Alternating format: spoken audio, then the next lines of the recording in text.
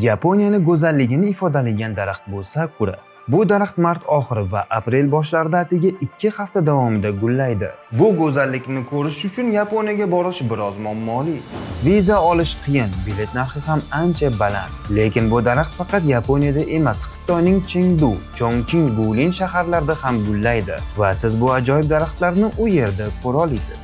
Biza bu chiroyli shaharlarga guruh bo'lib sayohat uyushtiramiz.